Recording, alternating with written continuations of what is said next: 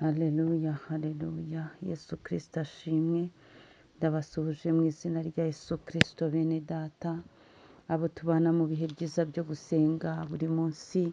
Aho uherereye hose nshuti yanjye ndagusuhuje. Bene data ba Kristo dusengana mu itorero Elayono Mountain Church mu Rwanda.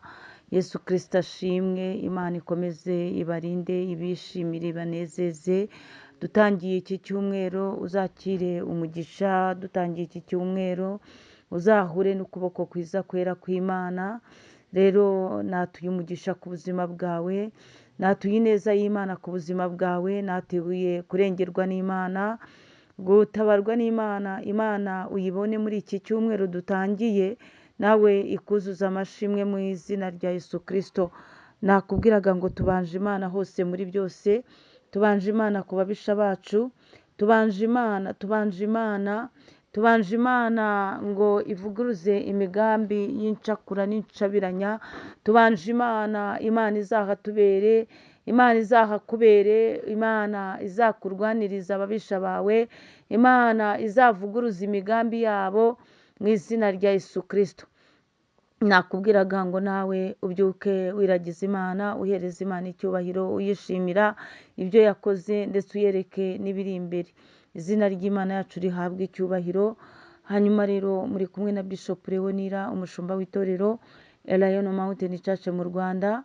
Ndifuza ko iki cyumweru twaganira ku ijambo cyangwa se kuri teme igira iti ntivuguruzwa. Iyo ni Imana, ntabwo ijya ivuguruzwa. Nubwo ubona ibintu bidasobanutse ariko ntivuguruzwa. Icyo yagambiriye ku buzima bwawe kizasohora. Nubwo abantu bagenda bitambika ku mugambi mwiza w'Imana ku buzima bwawe, ariko kuko itajya ivuguruzwa, wenda baragukereza ariko umunsi umwe, one day uzabyuka usanga ibintu byasobanutse. Igitondo kimwe uzasanga ibintu byasobanutse. Reka nkubwire, bizasobanuka abantu bahindura amagambo. Nakubwira ngo Imana ntivuguruzwa. Nubwo ubona byakuyobeye, nubwo ubona nta cyerekezo, ndetse wageze aho ucika n'intege mu bihe byiza byo gusenga, ariko ndakubwiye ngo ongera ubyuke, wongere usenge ndetse wongere usenge, kuko Imana ntivuguruzwa. Nubwo ubona amaboko y'abantu yakuremereye, ariko hari amaboko y'Imana atabara. Yewe Imana rero ntivuguruzwa. Nakubwiraga ngo nimba tugiye kuvuga ngo Imana ntivuguruzwa, nuko nta wakitambika mu mugambi w'Imana mwiza ku buzima bwawe. Ikindi nuko nta muntu wahinyuza Imana ngo avuga ngo ibyo bintu uvuga ntabwo bizaba. Imana ntivuguruzwa. Ikindi cya kabiri, nta muntu warwanya Imana, nta warwanya umugambi w'Imana ku buzima bwawe. Yego bagerageza, ariko ni abantu nyine ibyabo bishirana n'iminsi Imana yabahaye. Rero Imana ntivuguruzwa, niryo jambo nashatse kuvugana nawe ko tuganiraho muri iki cyumweru. Ndagira ngo nkubwire ko iryo jambo ari ijambo ry'inkomezi. Ndakubwiye ngo iryo jambo nurifata nk'iryawe, rizagutambutsa mu bikomeye rikugeze mu masezerano yawe, kuko Imana ntivuguruzwa. Iryo jambo uzarigira igitsikamira mu mutima cyawe, urigenderemo uvuga ngo Imana ntivuguruzwa.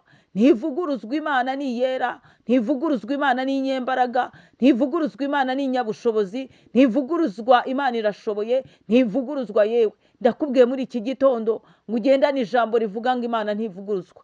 Ntabwo ivuguruzwa wa mukobwa we, kuko ijambo ry'Imana ryarambwiye ngo buri kigore yakiremeye ikigabo cyacyo. Nimba rero ubona ugize imyaka y'ubukure, ndagira ngo nkubwire ko iryo jambo Imana yivugiye itavuguruzwa. Ahubwo wowe ubwira Imana uti Imana ndabizi ko utavuguruzwa. Kandi niba uri mu ntambara, ikaba yaravuze ngo abarushye n'abaremereye muze munsange ndabaruhura. Wowe ukeneye kuruhurwa n'Imana, kuko intambara ziragutagangaje, imibabaro ikubayeho myinshi. Rero Imana ntivuguruzwa. Wowe sanga Imana ikuruhura, ikubereka ruhura, iguhe amahoro mu mutima, ikurwaniriza ababisha bawe. Imana ntivuguruzwa. Izina ry'Imana yacu rihabwe icyubahiro. Reka twihuse dusome ijambo ry'Imana. Ni igitabo cya Yobu, ibice 42. Turasoma umurongo wa 2. ni amagambo Yobu yavuze ari kwihana kuko yari asubije Uwiteka. Yari yabwiye Uwiteka ati Mana rwose ndabona nta kigenda. Uwiteka nawe arangije aramubwira ati ariko ubundi burya mbamba ijuru waruriye. Aramubwira amagambo menshi. Yobu aratsindwa muri we. Arangije mu gusubiza Uwiteka rero Yobu yari ari kwihana kuko murabizi Yobu yarababaye cyane, arababara. Ariko muri iki gice cya 42 niho ibya Yobu byasobanukiwe byose. Iyo uvuye kuri aya magambo ugera ku murongo wa 7 ugatangira kubona uburyo Imana yakijije Yobu ndetse imushumbusha ibyo yari yarapfushije. Rero Imana ntivuguruzwa, ni Imana ishobora byose. Ikibazo ufite ntago wizera Imana nk'inyabushobozi, ahubwo wowe wizera abantu. Jya wizera Imana yakwiremeye, wizera Imana izacomoramo uwo mwuka wawe itariki n'isaha nibigera, ubugingo bugasubira ku Mana, umubiri ukajya mu gitaka. Nakubwira ngo rero uriho kubw'umugambi w'Imana. Ndakubwiye ngo Imana ntivuguruzwa. Reka dusome amagambo Yobu yabwiye Imana. Maze Yobu asubiza Uwiteka ati nzi yuko ushobora byose kandi nta kibasha kurogoya imigambi yawe yose. Izina ry'Imana yacu rihabwe icyubahiro. Yobu abivuze neza, aravuze ngo nzi yuko ushobora byose kandi nta kibasha kurogoya imigambi yawe yose. Imana ishimwe. Nakubwiye ngo Imana ntivuguruzwa nubwo Yobu yari yarakuweho ibintu byose, nubwo Yobu yari yarageze aho atereranwa n'inshuti ze, nubwo Yobu ingamiya zagiye, nubwo Yobu abana be bose bapfuye bagashira, nubwo Yobu mugore we yamwitaje aramubwira ati ariko ubundi urabona usigaje iki? Wakihakanye iyo Mana yawe warangiza ugapfa. Ariko Imana ntivuguruzwa. Yari yabwiye Satani, Imana iramubwira ngo nkwimye ubugingo bwe. Hari icyo Imana yimanye kuri wowe, icyo ngicyo Imana igihagararaho yarangiza igakora ibiteye ubwoba, ikakugirira neza, abantu bagacanganyikirwa. Imana rero ntivuguruzwa. Yari yirase kuri Satani, iramubwira iti ariko uvuye he Satani? Satani aravuga ati yewe mvuye kuzerera mu isi. Imana iravuga ngo se witegereje umugaragu wanjye Yobu uburyo akiranuka? Imana yirata Yobu ko ari umukiranutsi. Noneho Satani nawe kubera ishyari aravuga ati se yaburuzwa n'iki gukiranuka ko wamuhaye abana, ukamuha ubutunzi, ukamuha buri kimwe cyose, yabuzwa n'iki gukiranuka? Imana iramubwira kuko yarize umutima wa Yobu, iramubwira ngo byose bikoreho, ngo ariko nkwimye ubugingo bwe. Imana ishimwe. Imana ihagarara ku bugingo bwa Yobu. Arababara rwose, amarira aba menshi. Yobu umubiri uramurya, yishimisha urujyo. Yobu aritazwa cyane.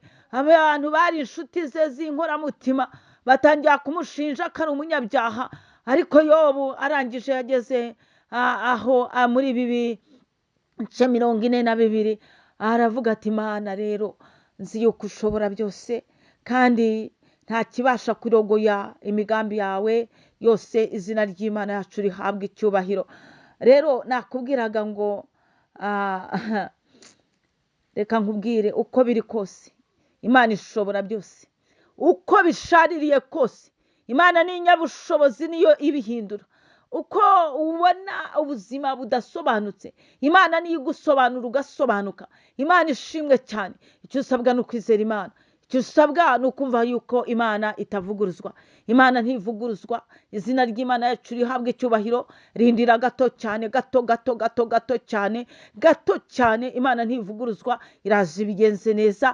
Imana ntivuguruzwa ku ijambo yavuganye nawe, iraje ibikore yewe. Nawe uzaba muri bamwe bazatangara, kuko ibyo Imana izagukorera ari ibitangaza. Nawe uzajya ugenda utangarira Imana. Imana ntivuguruzwa. Shalom shalom. Muhahe muronke. Imana ibaha umugisha. Muzabona Imana iki cyumweru. Ndabakunda cyane. Ineza yawe,